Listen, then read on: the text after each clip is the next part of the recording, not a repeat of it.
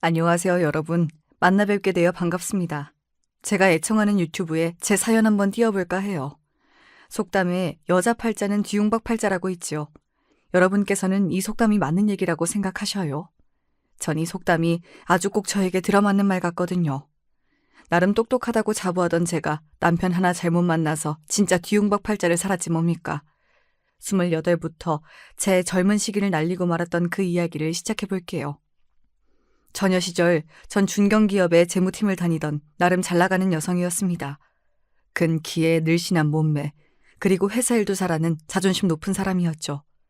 새로 오신 팀장님 환영 회식이 벌어지고 있던 술집에서 전 큰 위기를 맞았어요. 팀장님은 제 사정도 모르고 저에게 술을 계속 먹이시는 거였어요. 전 선천적으로 알코올 알레르기가 있어서 조금만 술이 들어가도 몸이 변해버리죠. 분위기상 거절하지 못하고 한 잔 마셨다가 얼굴은 물론이고 몸 전체가 빨갛고 두드러기가 올라오기 시작해서 당황스러웠죠. 그때 화장실에서 나오던 어떤 남자가 저를 보더니 홍당무 여인이다. 온통 빨갛잖아.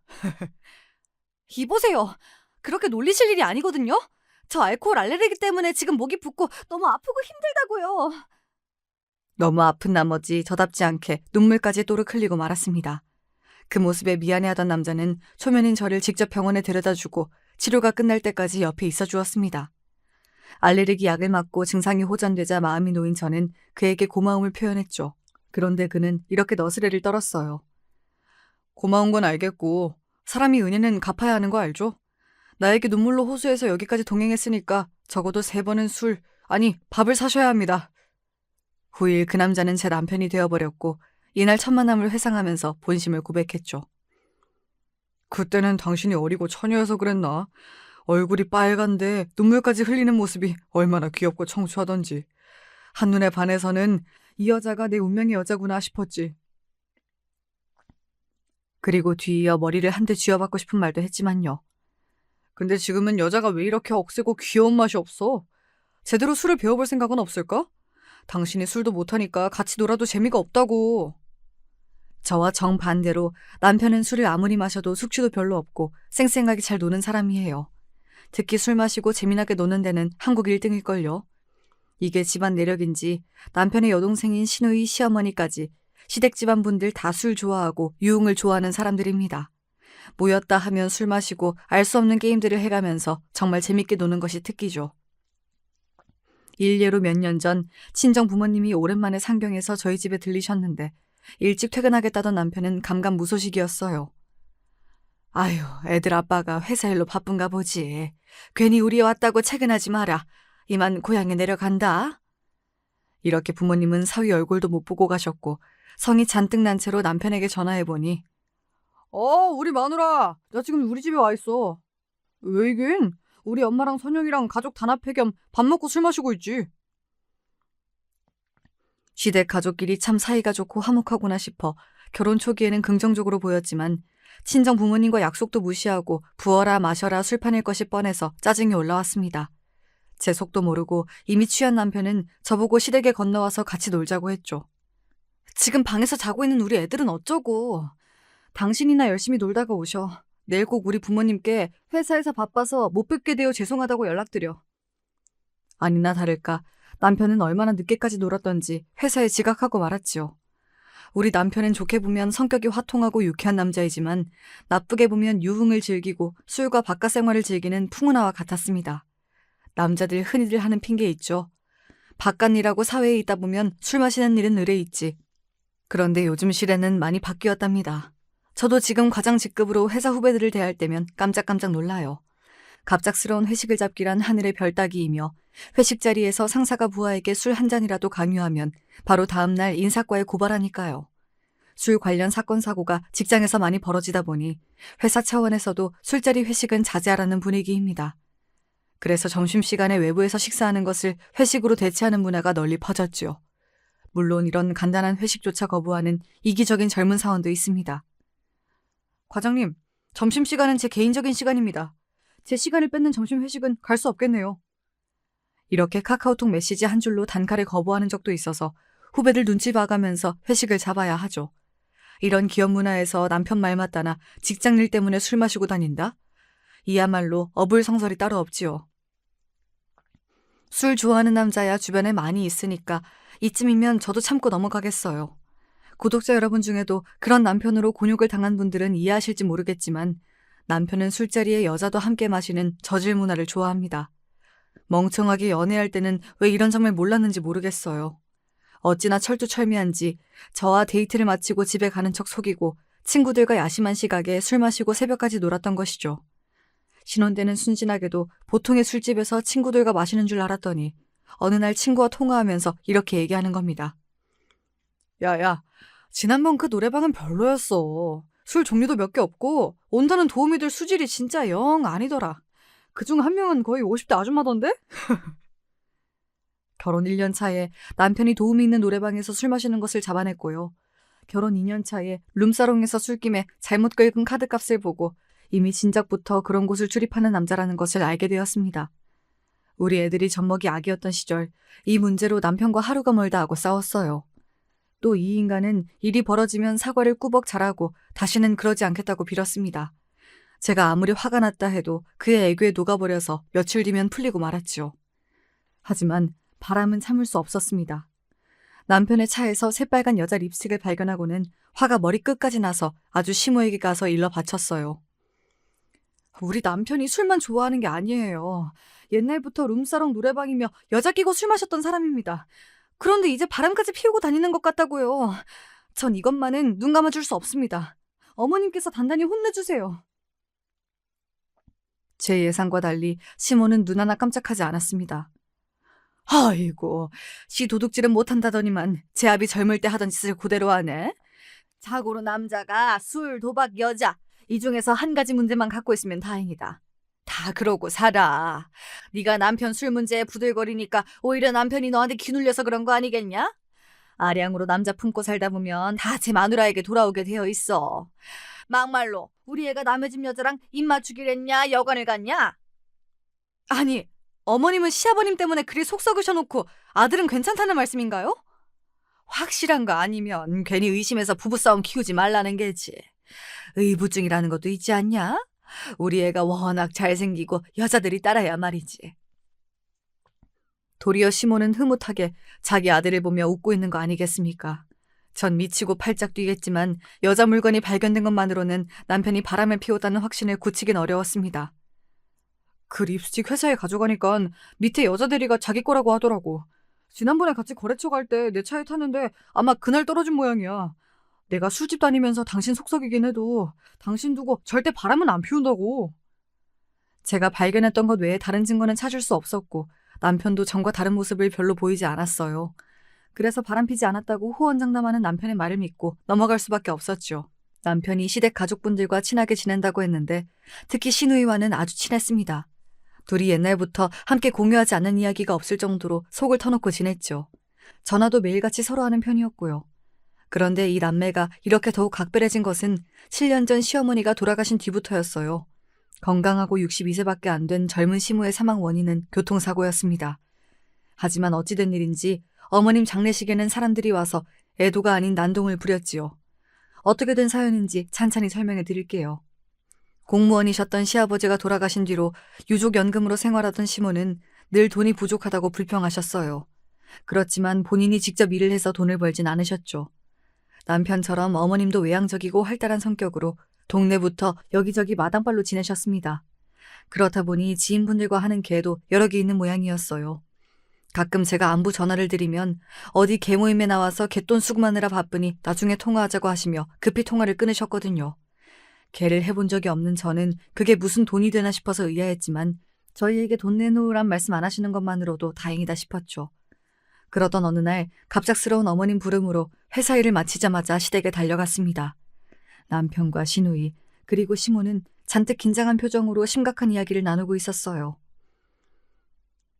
도대체 얼마나 들고 가시길래 도망까지 쳐야 하는 건데요. 얼마 동안 나가 계실 거예요? 내가 하던 갯돈을 다 합치면 2억 8천만 원이나 된다. 이번 기회 아니면 이런 큰 돈 내 평생 못 만져볼 거야. 하늘이 내려주신 복이라고. 엄마, 괜찮으시겠어요? 그 사람들이 경찰에 신고도 하고 전국 방방곡곡 찾아다니면 도주하는 것도 한계가 있을 텐데. 걱정 붙들어 매. 내가 그 사람들한테 잡혀서 깜방 가느니 그 자리에서 콱 죽고 말지. 저기 내가 다니는 사찰 승려님한테 부탁해 놓았어. 당분간 절에서 은둔하고 지낼 테니 너희들도 그런 줄 알고 이 엄마 찾지 말고 있어라. 남편과 시모는 울면서 자기 엄마를 배웅하고 시모는 여행 가방 하나 달랑 들고 잽싸게 나가버리셨습니다. 갯돈을 들고 튀면 많은 사람들이 피해를 보는 일종의 사기 범죄와 같은데 남편은 자기 엄마 끼니나 걱정하고 죄의식은 조금도 보이지 않았습니다. 그렇게 잠적해버린 시모는 불과 열흘 만에 싸늘한 주검이 되어 나타나고 마셨어요. 병원 응급실 연락받고 가보자 하얀 천으로 얼굴까지 가려져 있었지만 너무 끔찍한 모습이라 전 차마 확인할 엄두가 나지 않았습니다. 무단 횡단을 하시던 중 맞은편에서 오는 트럭을 미처 피하지 못하시고 그만 그 자리에서 이미 사망하셨던 것 같습니다. 그곳에는 어머님 동네에서 몇 번 뵈었던 상인 두 분도 같이 계셨어요.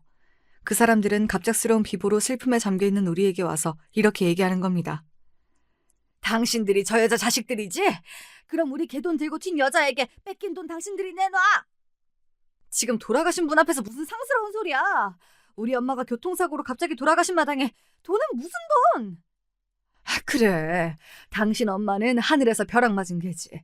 남의 피 같은 돈 훔쳐서 달아났다가 우리에게 딱 걸려서 도망치다가 저꼴이 되어버렸잖아. 남편은 상인 아저씨 말을 듣고 폭주하기 시작했어요. 그럼 당신들이 우리 엄마를 저 지경으로 만들었단 얘기야? 아들인 내가 너희도 똑같은 꼴 만들어주지? 아이고, 불쌍한 우리 엄마. 빚쟁이 피해 도망치다가 목숨까지 잃으셨어. 병원 안은 순식간에 아수라장이 되었습니다. 너희들 때문에 우리 엄마가 돌아가시고 말았다며 남편은 주먹을 휘둘러서 경찰서에 끌려갔어요. 시누이는 통곡하고 울고 있지 남편은 폭행건으로 조사받으러 가버렸으니 남은 며느리와 사위가 시어머님 장례식을 준비할 수밖에 없었죠. 그렇지만 장례식장을 찾은 분들은 애도하는 분들보다 돈 내놓으라면서 시모를 욕하는 사람들이 더 많았습니다. 어머니의 죽음은 너무 안타까운 일이었지만 이 광경을 보고 있노라니 사람이 생전에 잘 살지 못하면 그 떠나는 길은 치욕스러워진다는 교훈을 얻었죠.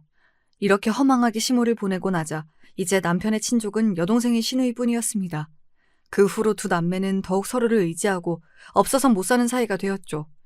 부천에 살던 시누이는 자기 남편을 꼬셔서 서울 우리 동네에 이사까지 왔습니다. 같은 아파트 단지에 살다 보니 시누이는 더욱 우리 집과 자주 왕래했어요. 가족끼리 가까운 곳에 살면서 지내면 저는 더 좋을 줄 알았습니다. 그렇지만 시누이를 가까이서 지내보니 시누이는 이기적이고 아나무인인 행동을 자주 보였어요. 그저 장난꾸러기 정도로만 생각했던 시누이의 두 아들들도 생각보다 문제가 많았고요. 우리가 살던 동네는 맨 땅의 주거단지로 개발된 지 얼마 안 되었고 아파트 단지가 세 군데뿐이라 동네가 아주 좁은 편이라고 볼 수 있습니다. 초, 중, 고등학교가 하나씩만 있다 보니 이 동네 사는 학생들도 다 이웃집 자녀들로 대충 사정을 다 알 수가 있었죠. 초등학교 3, 4학년이던 시누이의 아들들은 주변 친구들을 괴롭히고 자주 싸움을 일으키는 소위 문제아였어요. 동네 엄마들을 통해 이러한 소식을 듣고 있지만 남편에게 말하면 하여튼 할 일 없는 아줌마들끼리 입방 하나 찍고 문제야 문제. 우리 조카들이 씩씩하고 활달하고 남자애들이 그만하면 되었지 뭐. 원래가 그만할 때 남자애들이랑 치고받고 싸우면서 크는 거야. 당신도 괜히 그런 아줌마들하고 어울리지 마. 남들이 시조카 욕하는데 그걸 듣고만 앉아있냐? 아니라고 감싸줘야지. 이렇게 자기 조카들이라고 남편은 그 아이들을 감싸기만 했지요. 하지만 제가 보는 관점에서도 시조카들은 문제가 많았습니다. 시누이는 전업주부가 무슨 외출이 그리 잦은지 애들이 집에 있을 저녁 시간에도 어딘가로 나가 있었어요. 그래서 시누이 애들은 배고프면 자연스럽게 초인종을 누르고 우리 집에 그냥 들어옵니다. 자식과 다를 바 없는 조카들에게 밥 주는 것이 외숙모로서 무엇이 어렵겠습니까? 그런데 이 애들은 예의라고는 눈꼽만큼도 없어요. 집에 들어온 애들은 인사를 하지도 않고 다짜고짜 투정부터 부립니다. 외숙모! 고기 구워주세요! 고기요! 이렇게 식탁을 숟가락으로 쳐대면서 고성의 노래부터 시작해요. 동우야, 그건 식탁 예절이 아니야. 숟가락에 붙은 밥풀이 사방으로 튀잖니. 고기는 엊그제 구워줬으니 오늘은 된장찌개랑 생선구이 먹을 거야. 싫어! 나 고기 안 주면 밥 안 먹어요. 그리고 우리 엄마한테 다 이를 테야. 좋게 타일러분들 초등학교 4학년짜리 애가 이렇게 버릇없이 반찬 투정이나 해요. 우리 애들 같으면 벌을 세우거나 손바닥 맴매라도 해서 훈육시키겠지만 시누이 아들을 어떻게 그리하겠어요. 게다가 영악한 시조카는 저가 아쉬우면 꼭 자기 엄마한테 이른다고 합니다. 어른에게 그렇게 협박하면 자기 말을 잘 들어줄 거라는 생각까지 하다니 더욱 얄미웠어요. 사실 시조카에게 몇 번 훈육이랍시고 잔소리했다가 신우이와 대판 싸워서 제가 시조카들에게 잔소리도 자제하고 있었거든요. 우리 집에 와서 소파나 안방 침대 등 죄 돌아다니면서 들썩이고 다니더니 결국 우리 딸이 아끼는 꽃병까지 깨뜨리자 결국 시조카들을 불러 앉혔습니다. 집에서는 이렇게 방방 뛰는 거 아니야. 여긴 아파트라 사람들에게 피해 끼치지 말고 조심하며 지내야지. 게다가 여기는 삼촌네가 사는 집인데 남의 집에서 이렇게 놀면 실례인 거다. 너희들 누나한테 사과는 했어? 아니요? 뭐 꼭 사과까지 해야 하나? 외숙모 치킨 시켜주세요. 뛰었더니 배고파. 너희들이 반성하는 모습을 보일 때까지 치킨은커녕 집에도 안 보낼 거야. 여기에서 반성문 쓰고 있어. 이렇게 종이와 펜을 가져다주고 조카들이 반성문을 쓸 때까지 기다렸습니다. 하지만 아이들은 코를 파고 졸면서 도무지 반성하는 모습이 보이지 않았어요. 그렇지만 훈육이 필요한 아이들에게 전 잔소리하면서 반성문에 겨우 몇 자라도 쓰고 나서야 집에 보내줬습니다. 아이들이 자기 집으로 돌아가고 몇 분도 안 되어서 신우이가 우리 집에 분노로 코를 벌렁거리며 왔어요. 세훈이, 지금 우리 애들을 쥐잡듯 잡았다고 하고 애들이 기가 팍 죽어왔잖아요. 언니가 뭔데? 엄마인 나도 귀하게 키운 우리 아들들을 네가 뭔데 혼을 내? 이성을 잃고 저에게 반말까지 섞어대며 악다구니를 쓰는 신우이에게 전 침착하게 얘기했습니다. 아가씨, 나 우리 조카들에게 심하게 군 거 없어요. 집을 이렇게 아수라장으로 만들고서는 미안하단 사과 한 번 안 하길래 고작 반성문 쓰라고 한 것뿐이야. 그거 뭐 지혜방에 있는 꽃병 하나 깼다고? 쪼잔하게 그게 얼마나 된다고. 얼만데? 내가 돈으로 주면 될 거 아니야. 고모, 맨날 공으로 애들 봐주시는 우리 엄마한테 그러시면 안 되죠.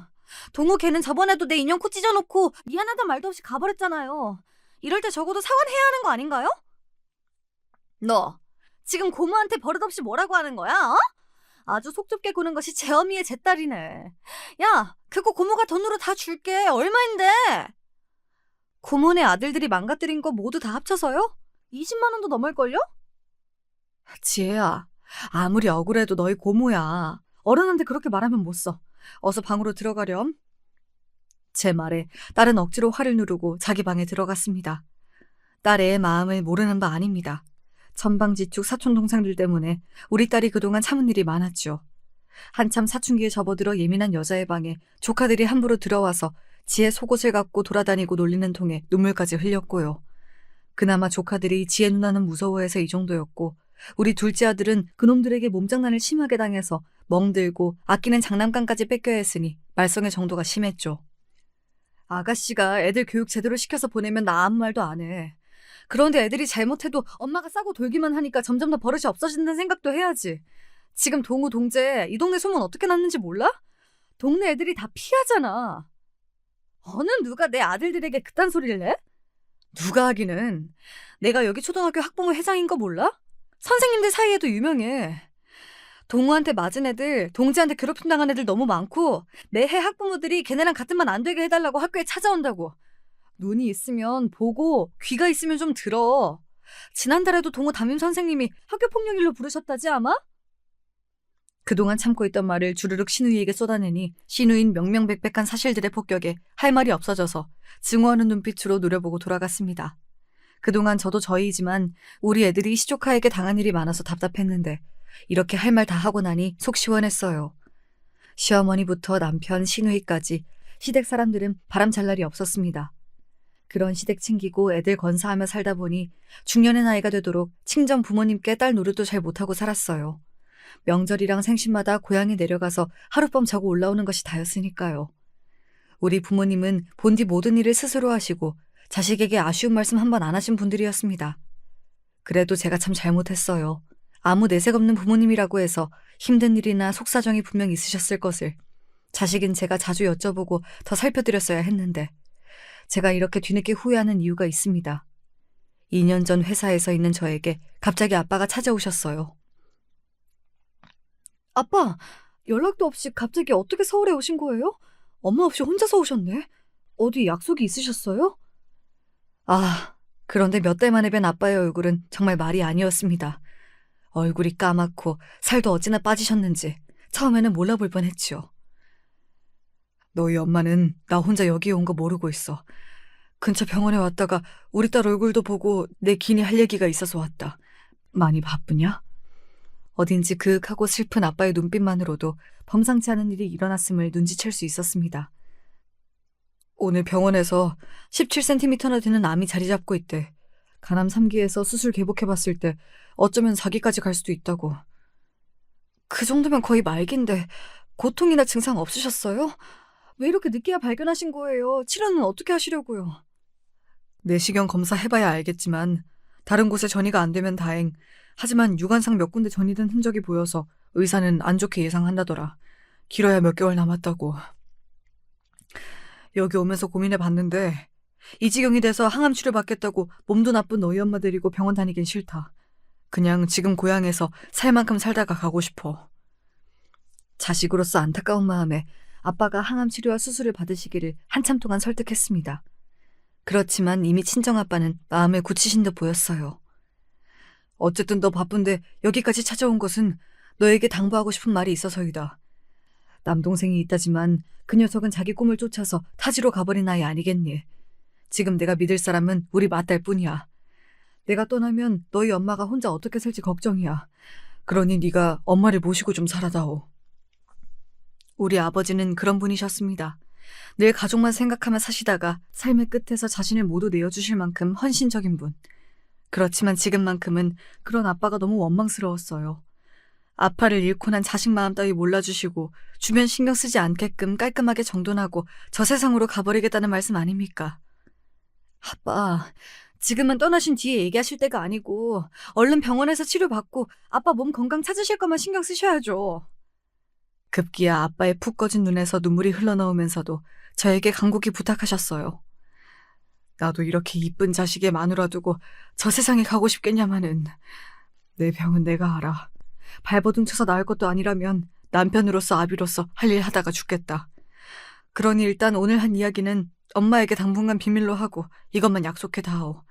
지금 사는 집하고 땅을 처분하면 그래도 한 4억은 나올 거야. 김서방한테 이 유산을 다 줄 테니 장모님 잘 모시라고 설득하거라. 아빠 병을 고쳐보겠다고 병원을 알아봤지만 아빠의 말씀이 옳았습니다. 1년 생존율이 10% 이하인 간암 4기셨고 고통을 낮춰줄 강한 진통제 외에 다른 방도가 없으셨죠. 아빠는 재산을 처분하기 시작하셨고 우리 엄마와 저는 그 모습을 슬픔 속에 지켜보는 것 외에는 말릴 수가 없었어요. 아빠의 유언을 남편에게 상의하자 남편은 흔쾌히 수락했습니다. 장인어른이 그렇게까지 생각하셨다면요. 자식으로서 그 뜻을 받들어야지. 나 장인어른 유산 때문에 그러는 거 아니고 장모님이 그 시골에서 어떻게 혼자 사시겠어. 난 우리 부모님이 다 안 계시고 하니까 우리 집에서 장모님 잘 모셔드리자. 술 문제로 속만 썩이던 남편이 이렇게 듬직하고 믿음직스러운지 미처 몰랐어요. 그런 남편에게 마음속 깊이 고마워하면서 아버지 가시는 날까지 주말마다 찾아뵈었습니다. 아버지는 약 100일 만에 고통으로 신음하시다가 결국 숨을 거두시고 말았어요. 그분의 생전 뜻대로 친정엄마를 우리 집으로 모셔와서 함께 지내기 시작했죠.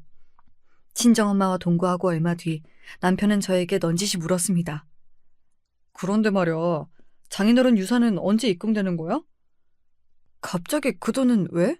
절차도 있고 세금 부분도 있고 정확히 언제일지 몰라. 당신 돈 필요해? 사고 쳤니? 아니, 그럼 돈 싫어하는 사람이 세상에 있어?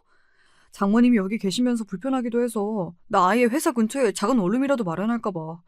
술 먹고 늦게 들어오는 것도 눈치 보이고. 사람이 이럴 순 없습니다.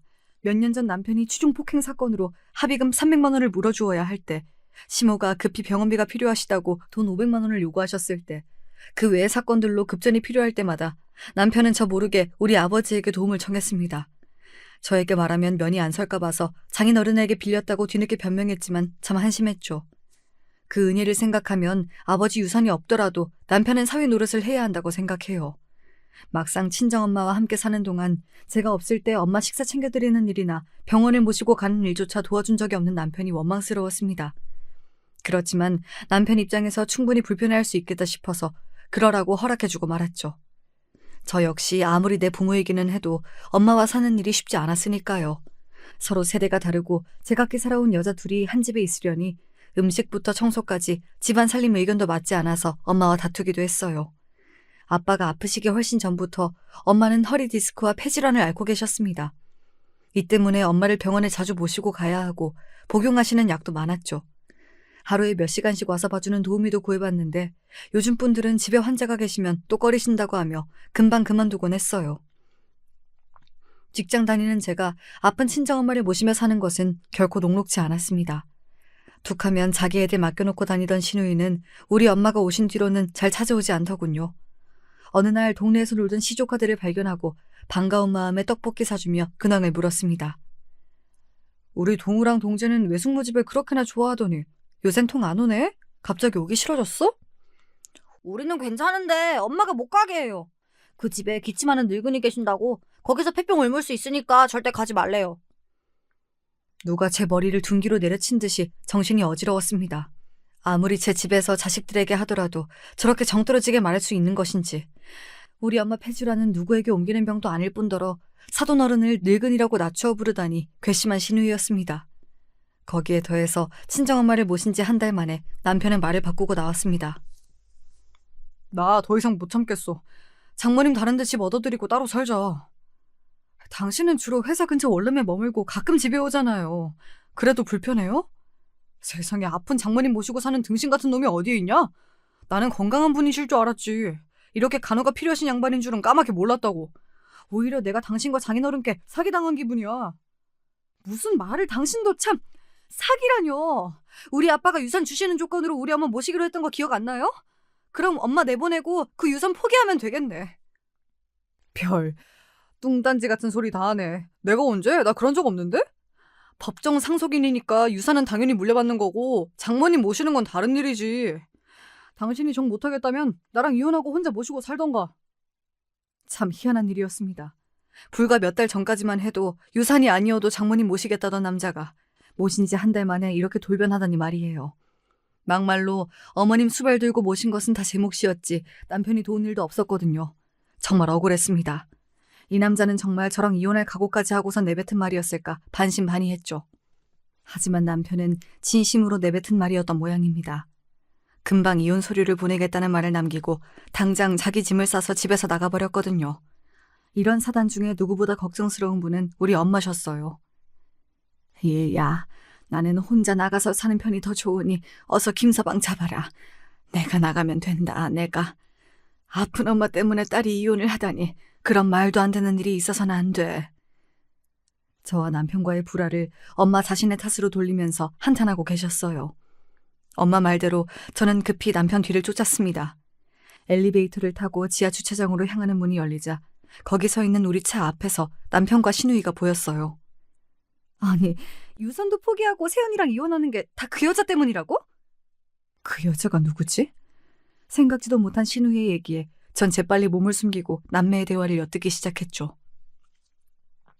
그래, 나도 유산 4억은 아깝지만 그 여자에 대해 진심이야. 그냥 여자들 데리고 노는 수준이 아니라 나 이 여자가 좋아서 미치겠어. 지금 사는 원룸으로는 만족 못하겠대. 우리 아파트에 들어가서 살고 싶으니까 본처 내보내라고 아니면 떠나버리겠다는데 내가 어쩌겠냐? 이 바보 멍충아. 아무리 여자가 좋아도 그렇지. 남편은 다름 아닌 상간녀 때문에 이혼을 결심했던 것이었습니다. 그것도 모르고 저와 엄마는 남편에게 미안한 마음으로 잡으려 했다니. 어떻게 이렇게 천치 같을 수가 있죠? 그나마 신우이는 정신이 제대로 박혔는지 자기 오빠를 설득할 줄 알았습니다. 그런데 여자 때문에 이성을 놓치지 말라고. 제살 분할권? 그런 게 있잖아. 그러니까 세연이랑 갈라서더라도 지금 사는 집이랑 세연이 친정 유산 반씩 나누고 나서 이혼하란 말이야. 비싼 변호사 구해서 그 사돈 어른 때문에 이혼하는 것처럼 꾸며내. 오히려 우리 유산까지 받아내고 이혼하려며 부추기는 신우의 말까지 듣고 나니 세상에 믿을 사람 하나 없다 싶더군요. 밝혀진 남편의 바람은 저에게 큰 충격을 주었고 더 이상 듣지 못한 채 정신 나간 여자처럼 12층 집까지 계단을 뛰어서 와버렸습니다. 김서방 걱정하시는 엄마에게 아무 일 없을 거라며 거짓으로 안심시켜드리고 전 욕실에 들어갔습니다. 야, 다 죽여버릴 거야. 너희 남매 모조리 다. 샤워기를 크게 틀고 그 물소리에 묻히라는 심사로 악을 썼습니다. 그렇게 증오하고 또 증오하며 그들에게 복수를 계획했죠. 신우이가 바람피고 다니는 사실을 우리 동네에 모르는 사람은 없었습니다. 바보같이 착하기만 한 고모부가 불쌍하다고 동네 여자들이 입을 모을 지경이었으니까요.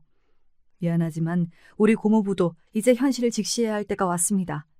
다음날 제 입으로 고모부에게 진실을 폭로하고 말았어요. 동우 외숙모께서 야심한 시각에 연락을 다 주시다니 무슨 일 있으십니까? 네, 만나서 할 이야기겠지만 일단 상황을 간단히 알고 계셔야 할 것 같아서요. 지금 동우 엄마 집에 없죠? 오늘 동훈의 학부모 엄마들끼리 모임이 있다고 나가서 안 들어왔어요. 그렇군요. 오늘은 그 핑계를 대고 나갔군요. 제가 동우 초등학교 학부모 회장이고 동네 사정 잘 알고 있으니 의심 말고 들으세요. 동우 엄마는 여기저기 남자들과 만나고 다니면서 유부녀로서 해선 안 될 짓을 지속해왔습니다. 아마 지금은 요 앞 스크린 골프장에서 일하는 사람하고 노닥거리고 있을 거예요. 동네 사람이 2시간 전에 거기서 동우 엄마 봤다고 알려주더군요. 처음엔 고모부가 쉽게 제 말을 믿으려고 하지 않았습니다. 그래서 그동안에 신우가 했던 많은 불륜 사건 중 몇 가지만 설명하고 나니 점점 제 말을 믿더군요. 결국 제 말을 확인시켜주기 위해 고모부와 스크린 골프장에 쳐들어갔습니다. 너 이 자식, 네가 뭔데 남의 마누라 옷 속에 손을 집어넣고 있냐? 너희들 무슨 사이야? 뭐야? 당신이 이 아줌마 남편이라도 돼? 여보, 제발 그만 좀 해. 동네 창피하게 여기서 뭐 하는 짓거리야? 진정하고 내 말부터 좀 들어봐. 하지만 고모부는 자기 아내를 더듬은 장면을 목격한 뒤로 이성을 잃고 그 불륜남에게 주먹까지 날리고 말았습니다. 불륜남은 외마디 비명을 지르고 바닥에 쓰러졌고 그 이후 그곳은 난리통이 되어버렸습니다. 고모부와 불륜남은 서로 뒤엉켜 싸움하다가 결국 주민신고로 경찰이 와서 그 자리에 있던 3사람을 모두 연행해 갔지요. 저는 그 장면 모두를 촬영해서 동네 아파트 단톡방에 올렸습니다. 그래야 신우이가 어떤 사람인지 모든 사람에게 까발려지고 창피해서 이 동네에서 나가고 말 테니까요. 웃긴 일은 그 장면을 목격한 사람은 저뿐 아니라 동네 사람 여럿이었고 그날 우리 동네 단톡방은 목격자들의 증언과 신우이에 대한 비난으로 불이 날 지경이었습니다. 그 여자 평소 행실이 정말 지저분한 거 여기 모르는 사람 거의 없을걸요? 그런 사람이 한 동네 주민이라는 게 창피하다고요. 맞아요. 우리 동네 애들이 보고 배울까봐 걱정이에요. 또 그 집 아들들은 또 어떻고요? 작년에 같은 반이었을 때 우리 집 아이도 걔네한테 이유도 없이 머리를 맞았다고요. 하루라도 빨리 그 문제 있는 집을 동네에서 내쫓아야 해요. 신우이가 제 오라비에게 뭐라 일렀는지 남편은 전화로 저를 다그치더군요.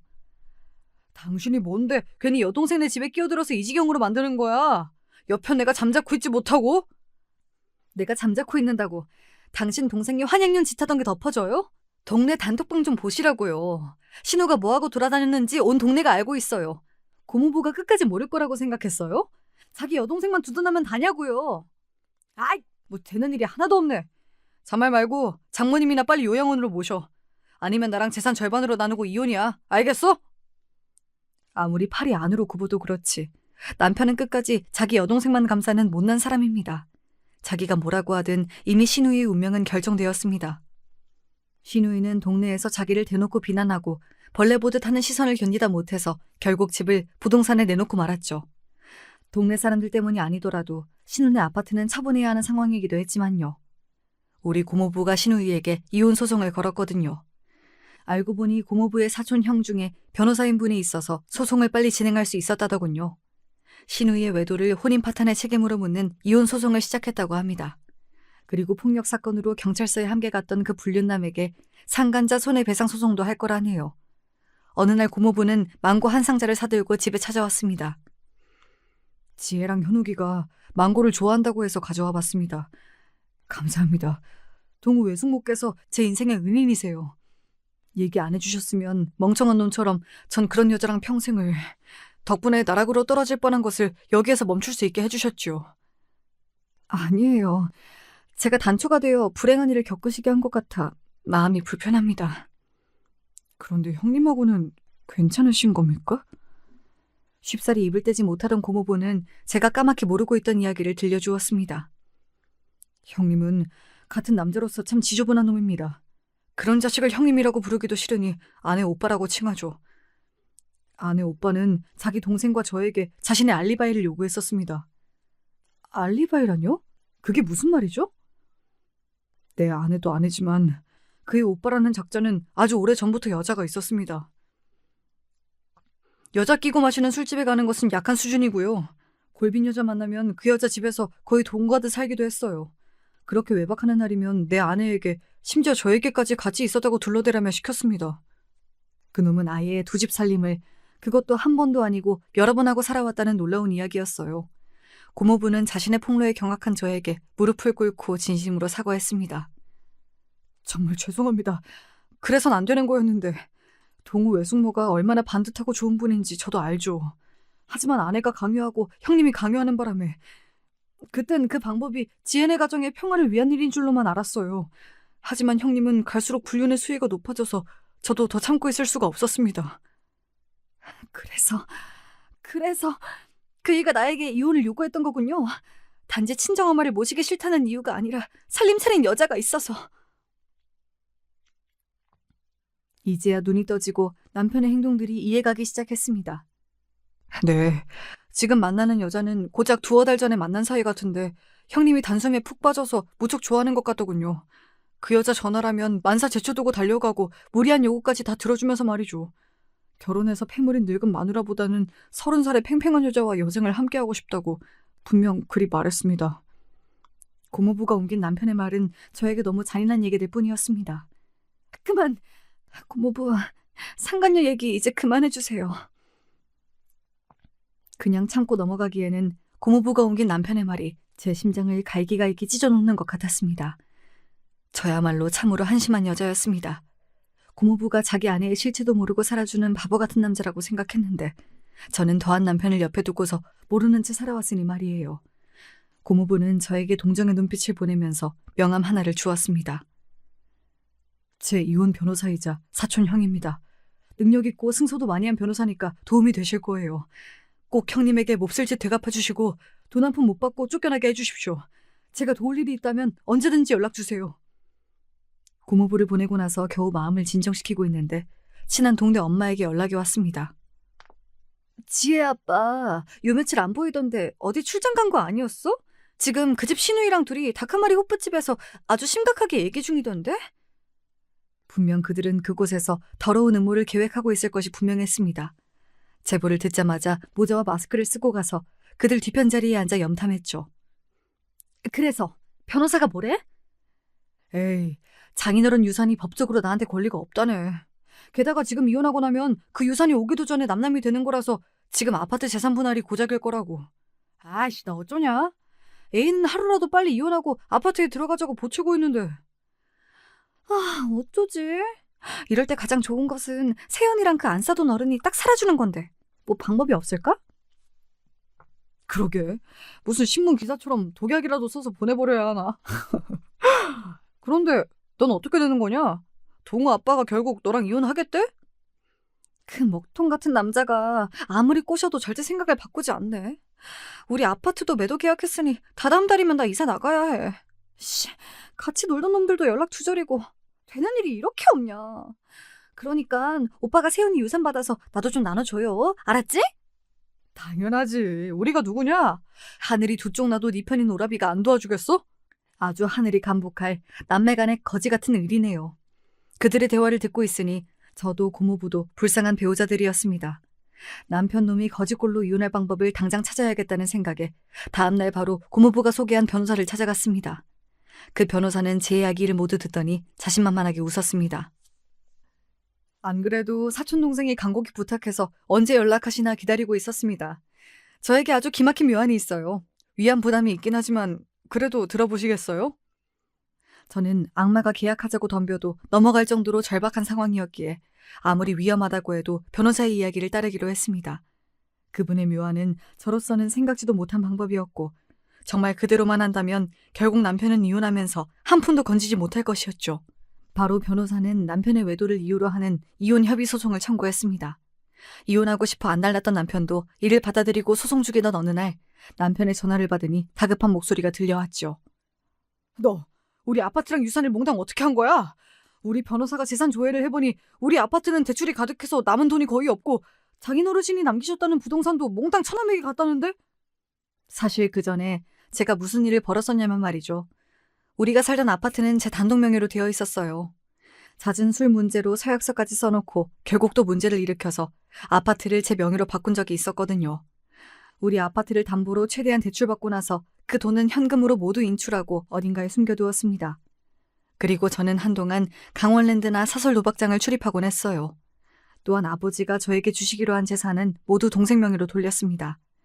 명의만 빌려주고 결국은 엄마와 저에게 대부분 돌려주겠다는 동생의 협조가 있었기에 가능했죠. 전 속으로 쾌재를 부르면서 남편에게 모르는 척, 미안한 척 연기하기 시작했어요. 여보, 정말 미안해요. 당신이 나와 이혼하겠다는 얘기에 충격받고 그만 유흥과 도박에 빠져서 아파트 대출금까지 몽땅 날려버렸어요. 게다가 나 몰래 동생이 엄마를 꼬셔서 모든 재산을 자기 앞으로 상속받았다지 뭐예요? 이를 어쩌나. 우린 빈털터리가 되고 말았어요. 아니, 뭐 이런 기막힌 여편네가 다 있어? 우리 집까지 도박으로 날렸다고? 참네. 제가 이렇게 울고불고 미안하다고만 하는데 남편이 무슨 말을 더 할 수 있었겠습니까? 화만 내고 답답해하다가 전화를 끊고 말았죠. 별 수 없이 통장에 있는 3천만 원만 남편이 챙기고 우리 부부는 이혼에 합의하고 말았습니다. 나중에 전 우리가 살던 아파트를 매도하고 대출금을 갚았습니다. 제가 숨겨놓았던 대출금과 동생이 가졌던 부동산을 처분하고 서울에 집 한 채를 샀죠. 마당에 있는 벽돌을 얹은 운치 있는 단독주택인데 보시던 우리 엄마가 정말 좋아하셨습니다. 1층은 우리 가족이 사용하고 2층은 신혼부부 세입자에게 월세를 놓으니 더할 나위 없이 좋았죠. 늘 고향집을 그리워하던 엄마는 종종 앞마당에서 볕도 쐬시고 이사 후 건강을 많이 회복하셨습니다. 여러모로 참 다행이죠. 아, 이혼한 남편과 시누이는 어찌 사는지 궁금하시다고요? 그들은 아주 신세 말아먹었죠 뭐. 시누이는 고모부와 갈라서고 양육권마저 빼앗겼습니다. 자기 때문에 갈라섰고 경제력도 없는 여자니까 당연한 결과였죠. 그런데 이혼 후 버릇 못 버리고 여기저기 껄떡대다가 어떤 유부남 아내에게 걸려버렸고 상간자 손해배상 소송으로 돈도 물어주게 생겼대요. 집도 절도 없이 남편 집에 얹혀 사는 주제에 말이죠. 전 남편은 어디 멀쩡히 회사 다니겠습니까? 고모부의 도움으로 함께 남편 직장에 가서 남편의 불륜 사실을 만천하에 폭로했죠. 미친 척하고 로비에서 난동을 부렸더니 금세 사장님 귀에까지 소식이 들어가서 퇴사 권고 처리되었답니다. 회사 이미지를 실추했다나요? 말이 퇴사 권고지 그냥 너 나가라는 회사의 암묵적인 경고이죠. 쪽팔려서라도 회사에 그대로 다닐 수 없었을 테고요. 그러니 월세집 살면서 직장도 없는 남자 뭐가 좋다고 상간녀가 붙어 있겠습니까? 당신은 처남이 해준 돈으로 넓은 집에서 산다지? 나는 당신 때문에 직장 잃고 집도 없이 있는데 혼자 그렇게 사니 좋냐? 진작 당신 같은 사람 떼어버리고 혼자 살 걸 그랬어. 경제적으로 풍요롭고 애들 잘 크고 당신이랑 시누이 안 보고 사니까 만사 형통이네? 너 도박으로 아파트 날린 거 진짜야? 어디다가 돈 숨겨놓고 그런 거 아니지? 만약 그렇다면 인간적으로 나 1억만 주라. 어? 내 동생 때문에 미치겠어. 좁은 집에 같이 사니까 이게 집안 살림도 안 하고 맨날 퍼져서 놀고 먹기만 해. 나가라고 해도 갈 데 없는 년이라 버티고 있는데 내가 집어넣어서 나가야지 못 살겠다. 얼마 전 남편이 뜬금없이 전화해서 이렇게 신세한탄 하더군요. 그 우애 좋던 남매도 돈 떨어지고 같이 사니까 원수가 되는 모양입니다. 남 등쳐먹을 궁리만 하던 사람이 그리 산다니까 아주 통쾌했어요. 당신은 참. 법원에서 나 돈 없는 거 다 나왔잖아. 그런데 당신 그 여자는 어쩌고 시누이랑 사는 거야? 내 돈만 빨아먹고 달아난 년 회사에서 잘리고 온 날 어떻게 알았는지 바로 집 나갔더라. 휘갈겨 쓴 쪽지 하나만 남기고서.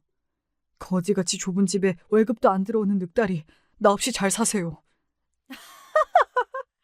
그 여자가 말한 게 당신 현실 맞네 뭐. 빨리 직장이나 잡고 바르게 잘 살아봐요. 애들은 내가 잘 키우고 살 테니. 그리고 이제는 우리 연락하지 말죠. 저는 냉정하게 통화를 종료해버리고 이후 전 남편과 아예 연 끊고 살고 있습니다. 한때 제 인생을 망쳐버렸던 이들의 결말을 들으신 여러분 어떠셨나요? 개똥 같고 튀다가 사고당한 시모부터 바람피고 가정 버린 남편의 시누이까지 시댁 사람들은 왜 하나같이 그 모양인지 모르겠어요. 이 사람들을 반면교사 삼아서 저는 하늘 아래 부끄럼 없이 잘 살아보렵니다.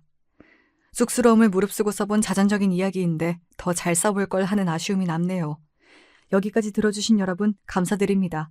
그럼 모두 안녕히 계세요.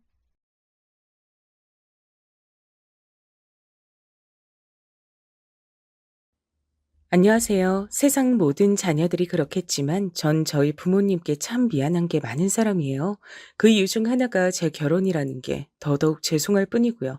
전 강동구에 살고 있는 40대 초반의 주부고 참 뭐랄까 이런 나이에 딸을 신경 쓰시게 했네요. 암튼 저 못지않게 사고를 맨날 치고 다니는 이가 있었으니 그는 바로 제 남편이에요. 차라리 제 자식이라면 어떻게건 품고 살아볼 텐데 요건 어떻게 해야 될지 모르겠어요. 제가 화를 내도 늘 별 수 없더라고요. 당신 이번 주에 우리 아빠 칠순 여행인 거 알지? 그럼 당연하지. 갑자기 왜 물어보는 거야? 갑자기라니. 당신이 언제 이런 거 말해놓고 약속 지킨 적이 있었어? 에이, 왜 또 그래? 나 진짜 안 그런다니까. 작년 아버님 생신 땐 내가 진짜 너무 힘들어서 그런 거야. 나도 그럼 힘들 때마다 어머니 전화 안 받고 나 하고 싶은 대로 살아도 되지? 아이고, 우리 마눌님 또 예민해지셨네. 내가 뭘 해드릴까? 어? 뭘 어떻게 해야 기분이 나아지겠어? 제가 이렇게 미리부터 화를 내는 이유는 남편이 그 전년도 우리 아빠 생신을 무작정 펑크내 버렸거든요. 아빠도 많이 놀라셨어요. 저기 이서방은 안 온 거냐? 왜 너랑 애들만 왔어? 아, 그게 아빠 아무것도 아니야. 일단 식사부터 하셔요. 어제까지만 해도 나한테 온다고 했었는데 무슨 사고라도 난 거 아니지? 아, 사고. 저기 회사에서 뭐가 일이 터졌대. 수습하러 갔어요. 신경 쓰지 말고 우리끼리 밥 먹어요. 그러면서도 전 전화를 한동안 놓지 못하고 있었어요. 왜냐면 이 인간이 저한테 아주 큰 대형 사고를 치고 가버렸거든요. 화장실 가려고 잠깐 나간 사이 남편으로부터 전화가 와서 기겁을 하며 받았어요. 인간아, 당신 지금 어디야? 어디냐고? 아, 진짜 부재중 전화가 거짓말 안 하고 정확히 19통 와 있네. 왜 이래 무섭게? 왜 이러냐고? 오늘 무슨 날인지 몰라 지금? 와, 나 지금 화딱지 나서 돌아버릴 것 같아. 그게 내가 요새 계속 말하지 않았나? 나 공황장애 왔다고. 공황장애? 그거 내가 오는 게 맞지 않아? 지금 이 상태가 딱 공황장애 같은데 나 당신 때문에 진짜 숨도 못 쉬고 쓰러질 것 같거든? 날 왜 이렇게 괴롭혀? 우리 선영이 또 말 험하게 한다. 오빠가 그러지 말랬지. 저기 아버님한텐 내가 전화 드릴게. 공황장애 때문에 병원 왔어 지금. 다음에 찾아뵌다고 하고 오늘 내 카드로 맛있는 거 많이 사드려. 보통 여기까지만 대화를 들어도 이 남자가 일반 가정의 남편이 아니라 되게 현대판 한량처럼 느껴지지 않으시나요? 게다가 카드는 개뿔이요. 저 인간 월급은 들쭉날쭉 갖다 주기 때문에 카드값도 뒤죽박죽으로 밀려요. 헛소리하지 말고 당장 어딘지 말해. 진짜 위치 추적기 같은 거 달아버리기 전에. 나 정말 오늘 화가 너무 많이 나서 못 참겠어. 말 자꾸 무섭게 할 거야? 저기 나 기분 좀 전환하려고 부산 내려왔어. 호철이 형이랑 여기서 바람 쐬고 회 먹으니까 기분 좀 나아진 것 같아. 다음엔 가족들끼리도 오자. 와, 내가 여기저기 다 들쑤시고 신문할까 봐 알아서 말하네. 안 되겠다. 나 오늘이야말로 어머니한테 연락할 거야. 아들놈 다시 가져가시라고. 여보, 여보 진짜 왜 이래? 진정해. 전 여기서 전화를 끊다 못해 아예 꺼버렸고 화장실 내부에서 얼마나 숨이 막히던지 숨이 안 쉬어지더라고요. 제 신세 잠깐 탓하다가 오늘같이 좋은 날을 망치기 싫어 참았어요. 아빠, 애들 곳에 또 많이 컸지. 혜빈이 이번에 또 치아가 하나 빠졌어. 내가 뽑아주기 무서워서 치과 갔다니까. 그러게. 점점 이러다가 못난이 되겠다. 그래도 애들은 금방 나잖아. 그럼 곧장 또 나더라고. 자리 잘 잡아야 되는데. 아 참, 아빠 이것 좀 더 드세요. 아빠 앞에 음식을 더 덜어드린 다음 그래도 손주 손녀 양쪽에 끼고 좋아하시는 모습을 보며 겨우 참았죠. 서이놈이 정말 엉망진창이지만 그래도 그 아래 손주 손녀들이 대신 효도를 하고 있으니 아빠 그래도 만수무강하시라고 속으로 되뇌었네요. 그러고 돌아와서 전 남편 짐을 싹 싸놓고 캐리어 하나를 꽉꽉 채운 상태로 현관에 내놨어요. 애들은 궁금해했지만 답해주지 않았고 진짜 이번에야말로 끝을 보리라고 다짐했는데요. 얄미운 인간이 또 이럴 때 쓱쓱 빠져나가더라고요. 기막히게 이런 분위기를 눈치챈 거예요. 선영아, 방금 이서방 다녀갔다. 그 뭐야, 뭐 좋은 걸 받아왔다고 고기 세트 놓고 갔더라. 잘 먹을게. 뭐라고? 지금 다녀갔어? 씩씩거리던 절 이런 식으로 대충 때우고 눌러앉으려는 인간이 너무 밉더라고요. 이날 들어오면서 제가 싸둔 짐도 모른 척하고 능글맞게 넘어가고 지 손으로 다시 훌훌 풀어서 넣어놓는데 저도 참 바보예요. 그런데 아무튼 이런 식이라 저도 칠순 여행은 더더욱 단도리를 했어요. 아무래도 이때 자기도 뼈아픈 경험을 했었던 건지 칼같이 비행기표 챙겨가지고 같이 제주도 따라오긴 했답니다. 자기가 노년에 이혼이라도 당할 걸 체감했는지 아니면 얼마 전 무작정 사버린 오토바이 때문인지 몰라도 우리 아빠한테 엄청 아부를 해댔어요. 아버님, 여기가 엄청 맛집이래요. 국수집들 진짜 많고 다들 맛집이라고 광고해 대지만 여기가 찐이라니까요. 그래. 자네 장모가 진짜 국수라면 환장을 했었지. 장모님 돌아가시기 전에 많이 왔었어야 했는데 저도 그 생각하면 또 눈물 나려고 하네요. 이렇게 신발을 찍어가며 비위 맞추는 남편의 모습이란 정말 너무 싫었어요. 그래도 어쩌겠어요. 홀로 되신 지 얼마 안 된 우리 친정아빠란 하나밖에 없는 딸 부부가 잘 살아야 복이잖아요.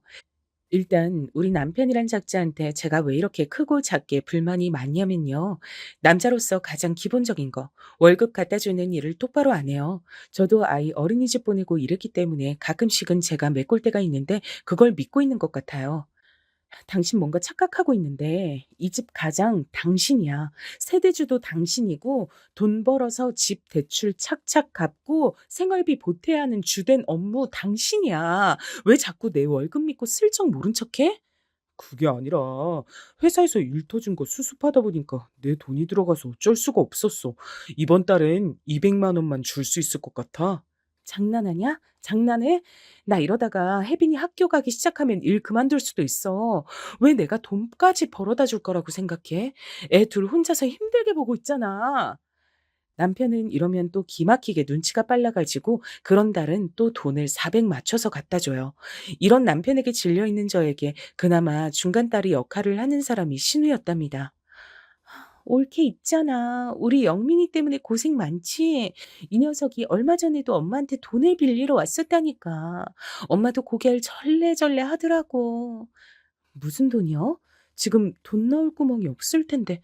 아니, 돈 달라고 하는 곳이 더 있는 건가요? 그게 아니라 전에 엄마가 얼마씩 줬었던 것 같아. 혹시 옳게 생활은 잘 되고 있는 거지? 내가 정말 대신 미안해. 저놈 너무 철이 없어. 이렇게 시댁 식구들도 어느 정도는 제 남편의 본질을 인정했답니다. 결혼할 때에는 그렇게 별이라도 따다 줄 것처럼 굴었던 사람이에요. 그렇게 능글거리는 모습은 결혼 후에도 이어지고 진짜 실속이 하나도 없더라고요. 그리고 이 집에서 제 편을 그나마 들어줬던 건 딱 한 사람 신우뿐이고요. 나머지는 다들 별로예요. 특히 어머니의 갑질은 정말 대단했답니다. 오죽하면 제가 이런 말까지 했을까요? 왜 이렇게 아들 갖고 저한테 함부로 하세요? 그렇게 대단한 아들을 주신 것도 아니잖아요. 어이구고, 진짜 제 말하는 것 좀 보게. 이거 사. 네가 바로 며느리란 자리에 있는 거야. 심히 알길 뭘로 하는 거야, 진짜. 적당히 우습게 알아야지. 당신 왜 그래 진짜. 엄마 그러지 마. 곱게 얘기를 해야 이 사람도 시어머니 말을 들을 거 아니야. 자꾸 싸우는 어투로 말을 하니까 일이 안 되지. 그냥 노력하지 마세요, 어머니. 어머니 아들도 우리 집 우습게 보는데 제가 굳이 어머니랑 잘 지낼 필요 있나요? 뭐야, 이걸 진짜 감히 우리 아들을 욕해?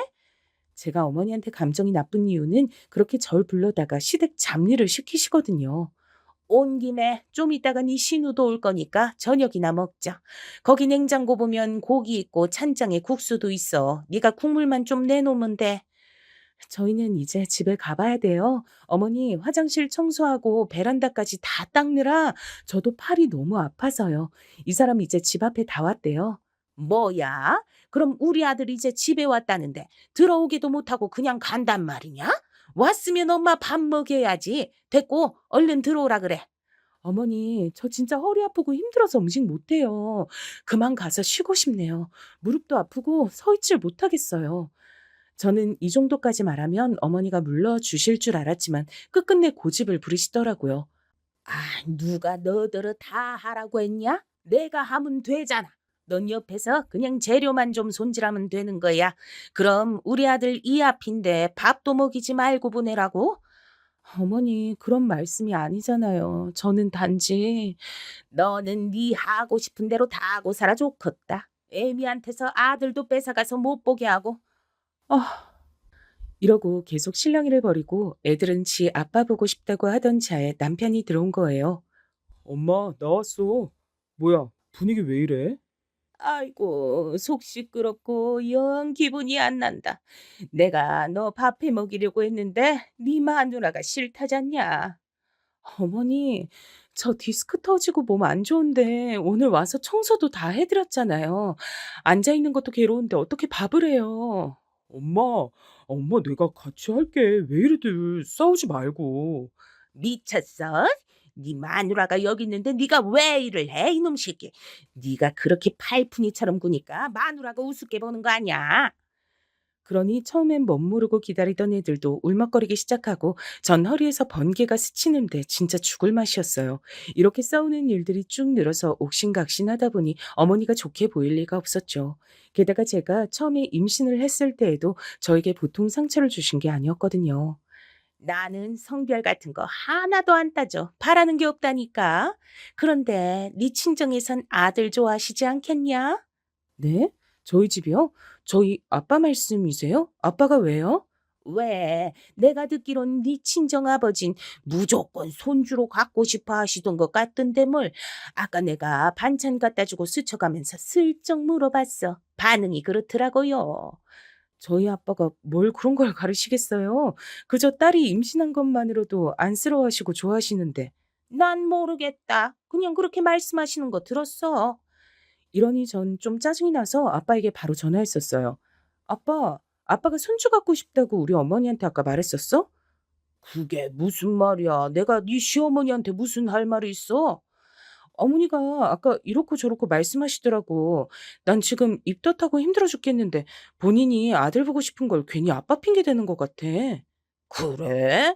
난 그렇게까지 원하진 않는데 너도 알잖아. 그냥 물으니까 대답한 것뿐이야. 뭐라 했는지 기억도 안 난다. 이걸 갖다가 또 어머니를 쫓아가지고 뭐가 어쨌네 하고 따질 수도 없고 저만 그렇게 속을 끓였어요.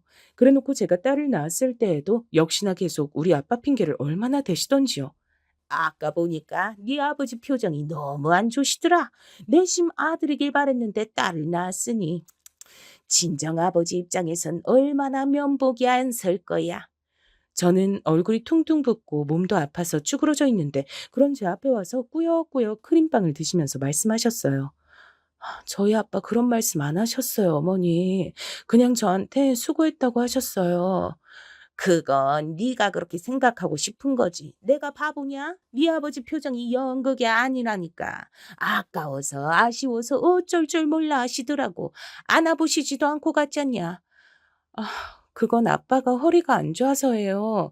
저희 아빠는 저한테 수고했다고 용돈도 50만 원 주고 가셨어요. 이 말을 하면서도 사실 굳이 말하기 싫었지만 일부러 어머니 들으라는 듯 말했답니다. 왜냐면 아기 낳았을 때 어머니는 정말 뭘 조금도 갖고 오지 않으셨어요. 이런 말씀만 예의 없게 하셨죠. 아휴, 여기 뭐 먹을 게 없냐? 선물로 들어온 주스 그런 것도 없어? 히터를 어찌나 빵빵하게 틀어놨던지 숨이 턱턱 막히네. 물이라도 있으면 좀 줘봐라. 제왕절개로 힘들게 아기 낳은 며느리 옆에서 바로 옆 의자에 털썩 주저앉아서 이런 주문부터 하시는 분이었어요. 그래놓고 앉자마자 주스 들고선 저런 말씀을 하고 계시니 곱게 보이질 않았고요. 아빠가 주신 용돈 얘기를 했더니 그걸 또 이렇게 연결시키는 거예요. 진짜 하나부터 열까지 너무 마음에 들지 않는 노인네였어요. 그래? 50만 원을 주고 가셨다고? 그래서 넌 뭘 할 건데? 이거 고스란히 애기 위해서 쓸 거예요. 기저귀랑 분유값이 얼마나 비싼데요, 어머니. 외벌이 월급만으로 애 키우는 거 힘들어요. 그 뭐냐, 요즘 한약 많이 짓던데 네 남편 약 좀 지어주지 그러냐? 저는 이때 인상이 확 써지면서 안 그래도 자리에 없는 남편을 떠올리며 처음으로 대들게 됐어요. 어머니, 술 마시느라 애 낳을 때 자리 비우고 지금 해장국 먹으러 간 사람이에요. 근데 제가 그런 남편 한약까지 지어줘야 돼요? 그러니 상황은 어머니랑 전 점점 불쾌한 기분으로 있게 됐고 전 눈앞에서 들으란 듯 남편에게 전화해서 마구 화를 냈죠. 어디야? 당신 애 아빠 맞아? 어떻게 애기 낳은 거 슬쩍만 보고 거기 나가서 국밥을 먹고 있어? 나 지금 온몸이 제정신이 아니야. 당장 와서 시중 들어도 모자를 파면 지금 밥이 넘어가? 아구야, 너 뭐 그렇게 네 남편을 잡아대냐? 속 안 좋아서 나간 애한테. 어머니, 저는 저희 남편이 애 낳느라 이렇게 사지가 고통에 빠져 있으면 안쓰러워서 종일 붙어 있었을 거예요. 솔직히 이런 말씀드리기 좀 그런데 우리 아빠도 서희가 그 자리에 없는 거 보고 많이 실망하셨어요. 뭐? 너 지금 나한테 뭐 가르치려고 드냐? 가르치려고 드는 게 아니고요. 아, 저 좀 쉬고 싶어요, 어머니. 그러니 저 좀 놔주세요. 네? 첫 애를 낳기 전과 후마다 이렇게 족족 감정이 나빴으니 어머니랑 자주 안 보게 됐죠. 남편은 이걸 또 저한테 슬며시 핑계를 대면서 우리 친정에 대충 하려다가 저한테 된통 욕을 얻어먹었고요. 막말로 우리 집 왔는데 아빠가 돈도 대줬고 애들 자라는 족족 가방이랑 옷도 사주고 용돈도 줬던 게 우리 아빠인 거 알지? 나 진짜 돈 갖고 이러기 싫은데 어머니는 우리 애들 자라는데 해주시는 게 뭐가 있어? 아들 장가 보내놓고도 아들 거 챙겨주라고 난리시잖아. 아이 참. 우리 엄마 얘기까지 끌어다가 그렇게 굳이 뭐라고 해야겠어? 나는 당신이 그런 식으로 연결 지을 때 진짜 너무 화가 나. 그럼 그런 소리 안 듣게 좀 알아서 잘 해봐. 장가 안 가고 챙겨주는 여자랑 사는 것 같은 총각처럼 자유롭게 살지 말고. 당신이 어딜 봐서 처자식 딸린 사람이야? 네, 오늘에야말로 저 게임기 다 부술 거야. 잠깐 가만히 있어봐. 이게 뭐 하자는 거야? 진짜 그거 그대로 안 내려놔? 당신 2배로 갚아줘야 돼? 이렇게 엎치락뒤치락 하면서 남편과 크게 싸움이 벌어졌고, 저도 참 제일 큰 잘못이 이 인간과 살면서 애를 둘이나 낳은 거예요. 첫째 때는 그저 이 사람이 능력은 있지만 자꾸 안 좋은 일을 겪어서 그런가 싶었거든요. 본래 저희 아빠는 남편을 마음에 안 들어 하셨어요. 이 서방은 대체 몇 번이나 이직을 하는 거냐? 보고 있자니 진짜 답답해서 말이 안 나온다. 에이, 아빠, 아니야. 이 사람 이번 회사에선 정말 큰일이 있었어. 이번에 내가 옆에서 지켜보다가 화나서 그만두라고 한 거야. 너무 그렇게 예민하게 받아들이지 마. 내가 화가 안 나게 생겼어? 자식을 낳았으면 애비가 돼가지고 뭔 짓을 해서라도 돈을 벌어야지. 당연한 거 아니냐고. 그걸 마누라가 처가해서 돈 터올 때까지 기다리고 앉았는 거 아니야. 아, 참. 아빠 왜 이렇게 흥분을 하고 그래. 진짜 아니라니까. 아빠가 오해한 거야. 저는 이때 한껏 아빠 앞에서 남편 편을 들었어요. 그때만 해도 이 사람이 그렇게 이상하진 않았거든요. 어쩌면 저를 아주 보기 좋게 잘 속이고 있었던 걸까요? 그러고 얼마 안 가서 둘째가 생겼고 또 임신 기간엔 남편도 잘했어요. 그런데 출산할 무렵 또 이직을 했던 거죠. 그쯤부터 화가 났고 이제 어머니를 뺀 부부 둘만의 사이도 나빠진 거예요. 당신처럼 자꾸 몰아붙이기만 하면 뭐도 안 돼. 내가 집에 있고 싶어서 이런 거 아니잖아. 나도 장인 어른께 돈 타 쓰는 거 자존심 상한다고. 너무 그렇게 기 다 죽이고 그러지 마. 어? 더 말하기도 지친다. 잔말 말고 빨리 취업해. 더 얘기하기 싫어. 이런 상황이 이어지다 보니 둘째가 태어나고 난 뒤 참 아이에겐 미안하지만 우리 부부의 사이는 급속도로 악화됐죠. 사실 분명한 모양새로는 남편이야 저한테 매달렸고 제가 내치고 있는 중이었답니다. 그러니 제가 일선에 빨리 뛰어들 수밖에 없었어요. 우선은 그렇게 진행하던 중에 쭉 부어오던 적금은 무슨 일이 있어도 해약하지 않고 버텼답니다. 아빠가 신신당부하셨거든요. 고생은 지금 니들처럼 젊을 때 하는 거야. 나이 더 먹으면 하고 싶어도 못해. 그러니까 지금부터 먹을 거 안 먹고 더 아껴서라도 적금은 꼭 들어라. 월급의 50%는 반드시 드러내야 돼. 아빠, 말도 안 되는 소리 하지 마. 내가 어떻게 지금 수준의 돈을 그렇게 모아? 하려고 해도 못한다니까.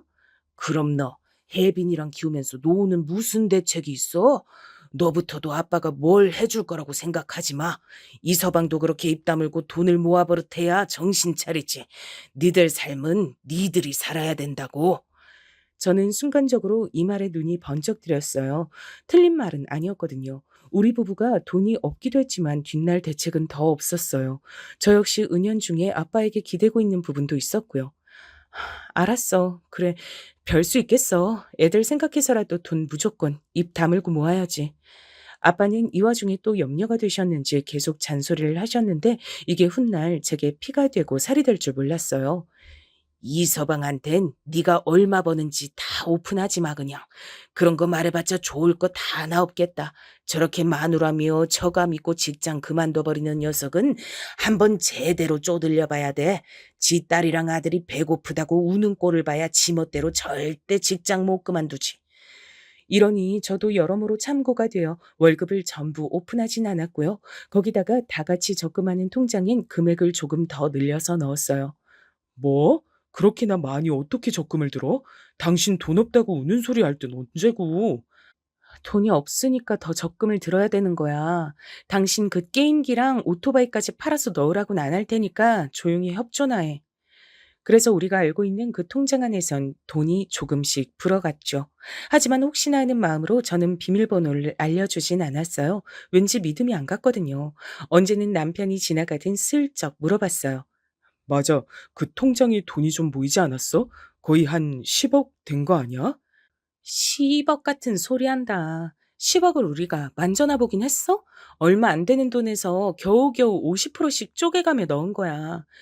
10억까진 아니어도 나이 먹고 애들한테 손 벌리지 않을 만큼은 모았어. 그렇게 넘어가는 것 같았는데요. 이후에 한 사건을 기점으로 제가 완전히 뒤집어지는 일이 발생했어요. 왜냐면 어머니가 길에서 쓰러지셨다는 연락을 받고 남편은 갑자기 청개구리의 삶을 청산하려 들더라고요. 나 정말 우리 엄마한테 잘못하면서 살아온 것 같아. 너무 지은 죄가 많아. 이제 잘하고 싶어. 왜 그런 생각을 진즉 못하고 이제 와서 그래? 당신이 패 끼친 게 어디 어머니뿐이야? 나랑 애들은 안중에도 없고? 남편은 워낙 지멋대로 사는 인간이라 제 말은 그냥 대충 건너뛰고 이렇게 말하더군요. 엄마 좀 돌봐드리고 싶어. 우리 엄마 평생 고생하면서 살아왔다고. 어머니 길에서 쓰러지신 게 아니고 빗물에 미끄러지신 거래. 좀 전에 잘 계신다고 연락 왔어. 그게 뭐? 그건 그럼 다친 것도 아니야? 당신은 내가 장인어른 안 챙긴다고 뭐라 하더니 이런 건 진짜 야박하네. 꼭 그렇게 말을 해야 돼? 그런 뜻은 아니라니까. 당신이 갑자기 안 하던 짓 하려고 되니까 불안해서 그러지. 그러던 남편은 괜히 씩씩거리면서 저에게 죄책감을 들게 만들더니 기어이 사고를 쳤어요. 앞서 제가 한번 언급했었던 우리 집에서 그렇게 금고마냥 쭉 놔둔 적금 말이에요. 글쎄 이걸 남편이 건드린 거예요. 솔직히 이게 인간이 맞나요? 짐승이 아닌가 싶을 정도예요.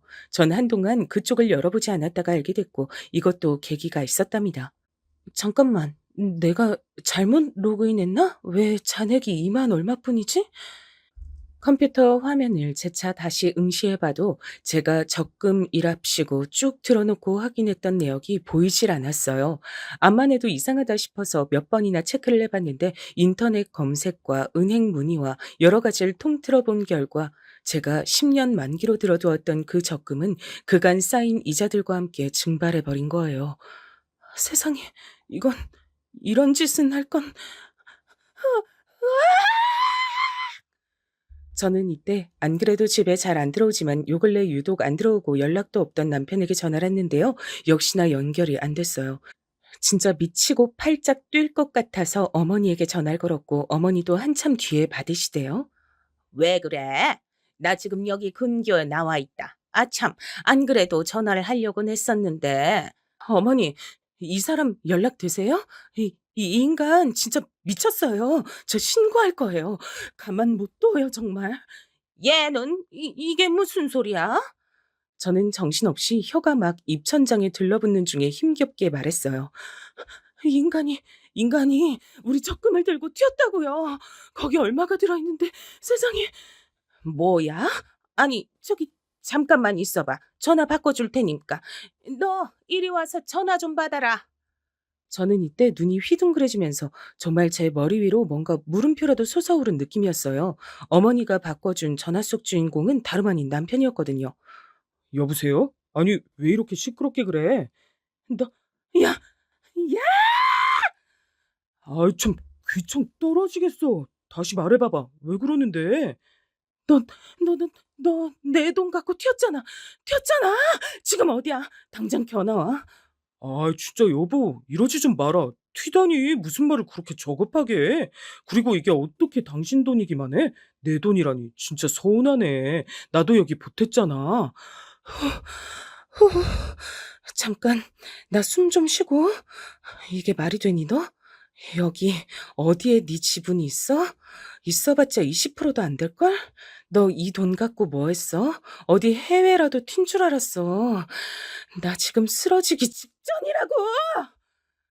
그러자 남편은 갑자기 전화하는 환경이 좀 바뀌는 것 같더니 어디 밀실 같은 곳으로 들어갔는지 전화가 울리더군요. 그게 저기 말이야. 상황이 이래 됐는데 내가 전부터 말했잖아. 엄마한테 잘하고 싶다고. 당신도 알다시피 우리 엄마가 요즘 결론만 말해. 나 지금 가타부터 들을 정신이 못 되거든. 빨리 말해. 그러자 남편은 정말 듣고도 못 믿을, 아니, 거짓말이라고 믿고 싶을 말을 하는 거예요. 그게 저기 있잖아. 여기 이 동네에 엄마 아버지 계실 곳을 좀 만들어 봤어. 전 여기서 정말 천둥 번개를 모조리 다 몰아서 얻어맞은 기분이었어요. 안 그러신가요? 제 머리 위로 대체 뭐가 내리친 건지 어쩌다가 이런 소리를 듣게 된 걸까요? 그게 뭐야? 두 분 계실 곳? 그 동네 거기 뭐가 있어? 전철도 없는. 아니 그게 중요한 게 아니고 그게 뭔 말인데. 그니까 엄마 아버지 둘 다 몸도 안 좋고 계실 곳이 필요해서. 두 분이 계실 곳이 없어서 지금 그렇게 말하는 거야? 어? 아니 그게 그래서 어디야? 빨리 주소 찍어. 우선은 저도 이때 정신없이 아는 이웃 엄마한테 애들 픽업을 부탁한 다음 엄청나게 밟아가며 운전하고 달려갔어요. 가는 동안 별 생각이 다 들더라고요.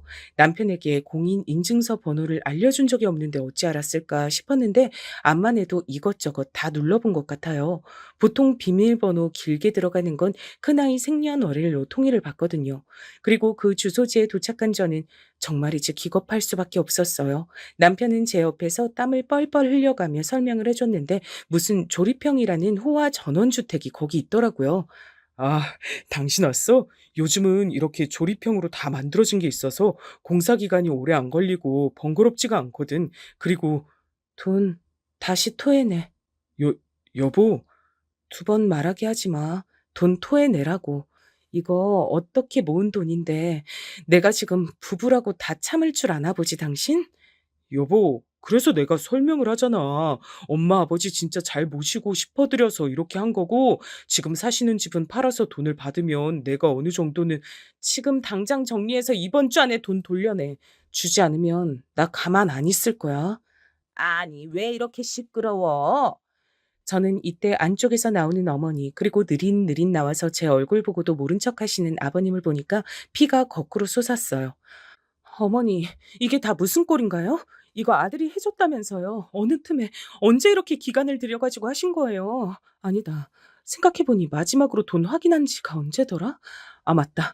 당신 그거 혜빈이 생년월일로 로그인해서 해지한 거 맞지? 남편은 제 눈치를 보면서도 지 엄마한테는 효도한다는 자부심이 있었는지 계속 조용하라고 손을 연신 입에 갖다 대더라고요. 어머니, 저 이 돈 안 돼요. 이거 다 받을 거예요. 저는 저희 못 먹고 못 모으고 애들 사줄 거 못 사주고 그간 저희 노후 위에서 피똥 싸며 모은 돈이에요. 어머니, 솔직히 아들이 어디서 이런 돈이 났을 거라고 생각하셨어요? 딱 봐도 사채 아니면 우리 집 뒷돈이랄 거 예상 못 하셨어요?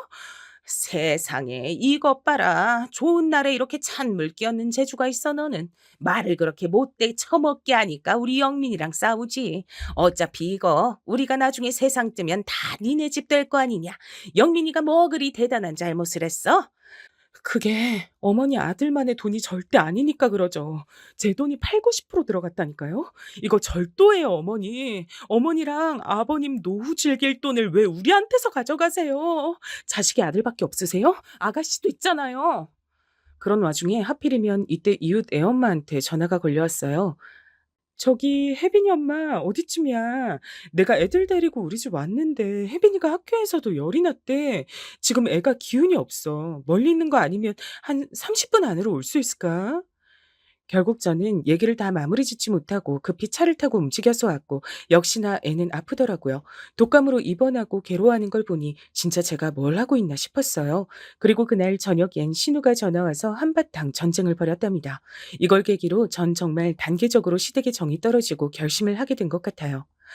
와, 올케 진짜 너무 당황스럽다. 아니, 올케랑 영민이랑 엄마 아빠 사이에 있는 날에 난 왜 끌어들여?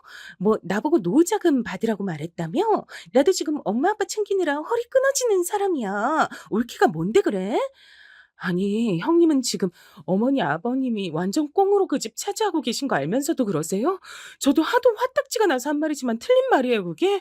효도를 받으려면 남매한테 받으셔야지 왜 생판 남인 며느리가 모은 돈으로 받으시냐고요? 진짜 환장하겠다. 내가 팔은 안으로 굽는다 소리 들을까봐 매 순간마다 그렇게 모든 상황에서 옳게 편 들었어.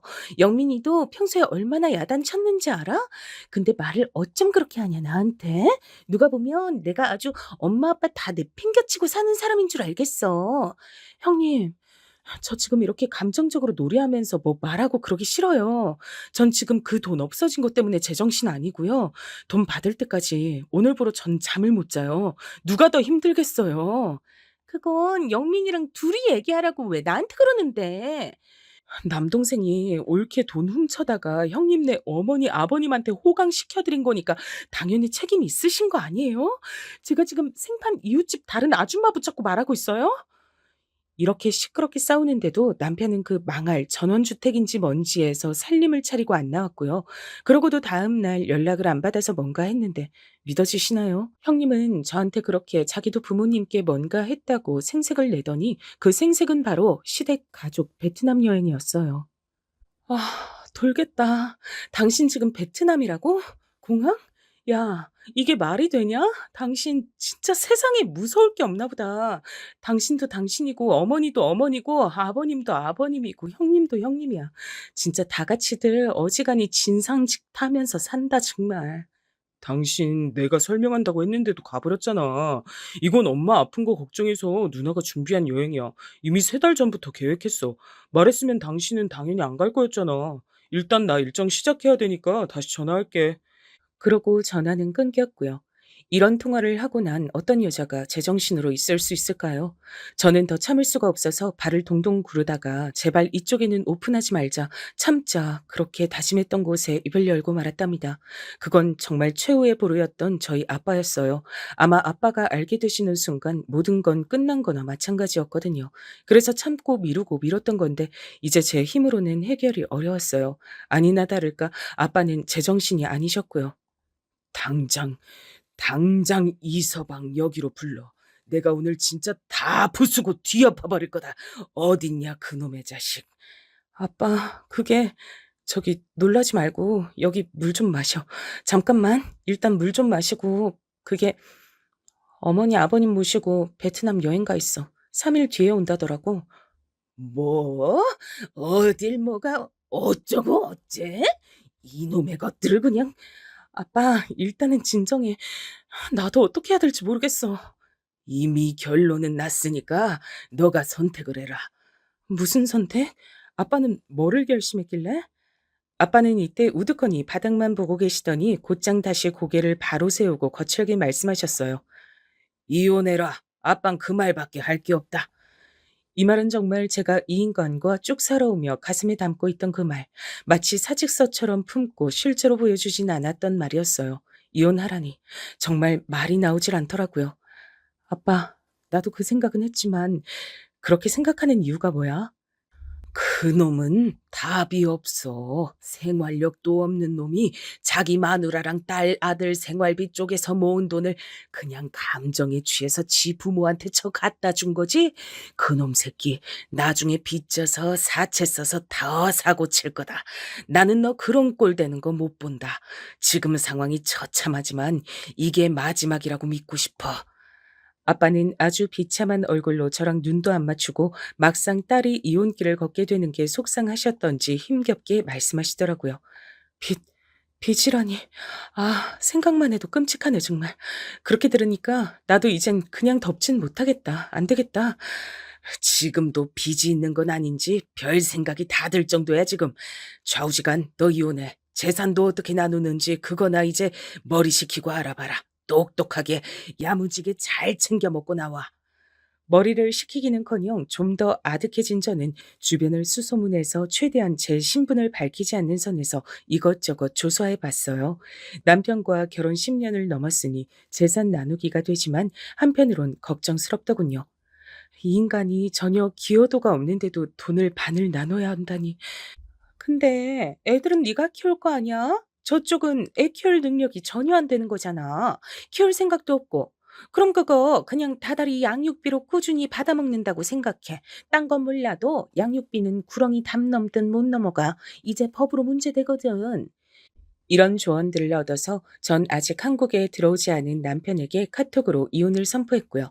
밤에 정말 전화가 불나도록 걸려왔지만 받지 않았어요. 어차피 다음날 시댁 식구들이 다 우리 집에 들이닥칠 것을 대비하여 저도 만반의 준비를 해두었답니다.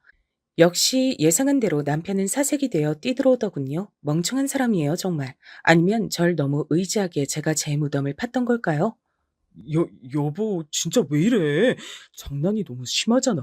진짜 나 잠을 못 잤어. 중간에 비행기 연착해서 얼마나 똥줄 탔는지 알아? 전화를 왜 안 받냐고. 그리고 이혼이라니. 이혼이 뭐야? 아니, 왜 집은 이 모양인데? 왜 곳곳마다 비어 있어? 애들은 한 번에 그렇게 따다다 묻지 마. 정신 산만하니까. 당신이 말한 대로 이혼 서류 준비했고 작성하면 돼. 이 말하고 있는데 어머니랑 형님도 뒤늦게 막 뛰어서 따라 들어오더라고요. 야, 뭐 하자는 거야, 너? 이혼? 아이고, 진짜 며느리 하나 잘못 들여가지고 내내 가슴이 쫄아드네, 정말. 옳게. 와, 사람 피 말리는 재주가 있다, 진짜. 내가 여행 가기 전에 그렇게 말했는데도 말귀를 못 알아먹었어? 옳게 왜 이렇게 사람을 괴롭혀, 정말. 부모님 모시고 여행 간다는 사람한테 이혼 통보가 말이 돼? 그러니 저도 우뚝 일어서서 팔짱을 끼고 말했어요. 어머니, 자꾸 그렇게 들어놓고 아프다고 그러지 마세요. 그러니까 아들이 남의 돈 갖다가 표면한 효도한다시고 헛짓하잖아요. 넉넉하지도 않고 가끔 아들이 본인한테 와서 생활비도 빌려갈 정도인데 10년치 적금 해지하고 전원주택 지어준다는 걸 그냥 꿀꺽 드셨어요? 이게 말이 돼요? 뭐? 아이고, 아이고야. 아이고, 가슴이야. 예, 영민아, 나 죽겠다, 진짜. 그런 놀이는 이제 그만 적당히 좀 하세요. 하나도 안 먹히거든요. 전 이혼 결심했고 그 전원 주택인지 뭔지 팔아서 재산 나누셔야 할 거예요. 너 말 더 해봐. 이런 못된 것 같은 이라고. 여보, 이걸 팔라니. 아니, 한 번에 갑자기 이렇게 사람을 몰아붙이는 게 어딨냐고. 저는 그들이 널브러져 있는 곳 위로 이혼 서류를 푹 던졌고요. 더 말하기도 짜증나지만 이렇게 던졌어요. 진짜 끝까지 사과 한마디 없이 본인들 입장밖에 말할 줄을 모르네. 그러니까 나도 내 할 말만 해야겠다. 뭐 끝이 안 나겠네. 남의 돈 꿀꺽 해놓고 못 주겠다 이거지? 나도 살아야겠어. 나도 애들 끼고 걔네 먹이고 살리고 입혀야 되거든. 잔말 말고 돈 얼른 만들어서 나한테 내놔. 아, 여보, 진짜 왜 이러냐고. 저는 제 몫만 받으면 돼요, 어머니. 아버님이랑 그 주택인지 뭔지 계속 엉덩이 붙이고 살고 싶으시면 우선은 팔고 다른 길 알아보세요. 폐지를 주시든지 뭐든 해서 스스로 돈 벌어서 얻을 생각하시고 이렇게 중간에서 아들이랑 편먹고 훔쳐가는 건 아니에요, 진짜. 여기에 달려들고 뭐라 하려는 시모를 막아서고 전 꿋꿋하게 말했어요.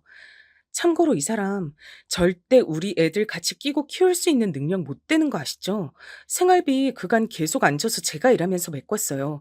몇 번 주기도 했는데 뒤로 어디다 쓰고 다니는지 알려주지도 않고 애 아빠 자격도 없는 인간인데요. 이러니 신우도 여기서 더 뭐라 하지 못하고 자기 남동생을 흘기 쳐다보더라고요.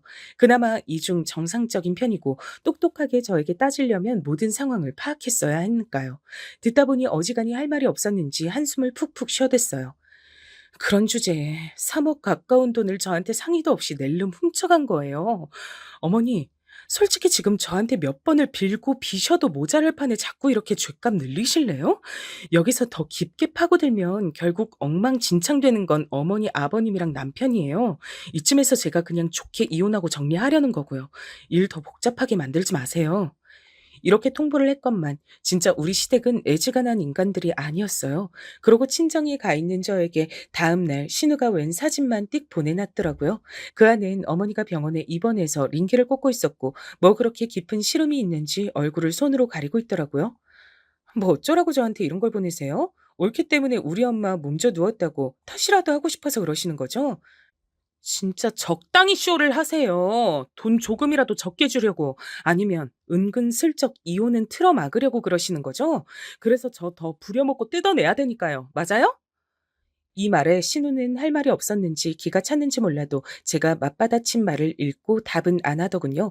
결국 저는 굽히지 않고 꿋꿋하게 이혼 진행을 했어요. 남편은 끝까지 불응하고 고집을 피워댔고 소송까지 가자는 제 말을 무시하더니요. 제가 얼마나 우습게 보였으면 우리 친정 앞까지 쫓아왔을까요? 선영아, 여보 나왔어. 잠깐 얘기 좀 하자. 장인어른도 계시지? 누나도 당신이랑 얘기가 좀 하고 싶다고 해서 문 좀 열어줄 수 있어? 아빠는 제가 이렇게 전화를 받고 황당해하는 걸 보고 더 놀라셔선 곧장 문을 열어 제끼셨어요. 너 이놈 자식, 그냥 내 눈에 안 담고 곱게 이혼시키는 걸로 끝내려고 했더니 제발로 걸어 들어와. 너 잘 걸렸다. 이리 들어와, 이리 들어와. 아빠는 그 길로 남편을 붙들고 그간 쌓여있던 한을 풀려는 듯 이리 붙잡고 저리 붙잡고 물리적인 행동을 하시는 통에 조금 지켜보던 저는 이건 안 되겠다 싶어 말렸어요. 아빠, 이렇게 풀면 나중에 불리해. 나 곱게 이혼하고 싶어. 그냥 내보내자. 뭐라고? 이놈의 자식을 그냥 진짜. 이때 뒤에서 지켜보던 신우는 말리려고 뛰어들었고 저 설득하러 왔다가 우리 아빠 불같은 성질을 보고 깨갱했죠. 그냥 그 길로 후다닥 도망 나가더라고요. 이렇게 아주 고루하고 힘겨운 과정들을 지나서 결국 우리는 모든 상황을 정리하게 됐고요. 이혼하고 재산을 반으로 나누고 양육비에 대해서도 가차없이 정리를 했어요. 양육비를 이제껏 생활비 주듯이 굴면 애들 못 보게 하는 걸로 안 끝나. 답답하고 지옥 같은 제 2의 인생을 살게 해줄 테니까 명심해. 본인이 뭔 짓을 저질렀는지 뼈저리게 느끼면서 살아. 남편은 여전히 절 어떻게든 구슬리면 될 줄 알았는지 늘어졌지만 전 쳐냈고요. 이제 이혼하고 시간이 겨우 조금 지나 안정이 됐어요. 애들 못 보면 큰일 나는 줄 아는 어머니가 이럴 땐 도움이 되더라고요. 마무리에 제가 하도 윽박질러 내서 그런지 어찌됐건 애들 양육비는 꾸준하게 들어오고 있어요. 그 전원 주택도 팔아버리고 뭐 했는지 몰라도 적금 그대로 돌려받았고요. 같이 넷이 살던 집도 팔아서 반 똑바로 나눴네요. 사실 그것도 그놈 자식 돈이 얼마나 들어가 있냐? 그걸 반이랍시고 지가 뭔 기여도가 있어서 가져가는지 모르겠다만 덕분에 그렇게 생활력 없던 인간이 지금 꼬박꼬박 양육비 주고 있잖아. 내가 볼 땐 그거 깨서 주고 있는 것 같아. 난 이제 그 인간은 신경 끌 거야. 애들한테만 집중하려고.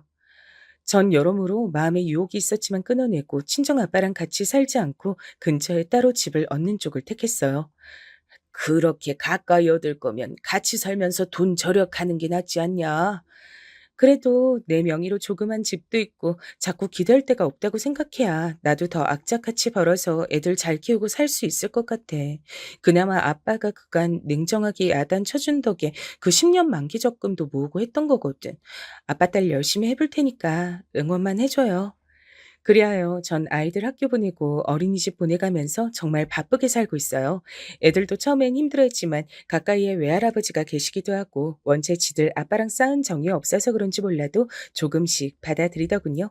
좌우지간 이제 워킹맘이자 싱글맘이 되었으나 힘내보려고 합니다. 언젠간 좋은 날이 오겠죠. 그럼 모두 감사합니다.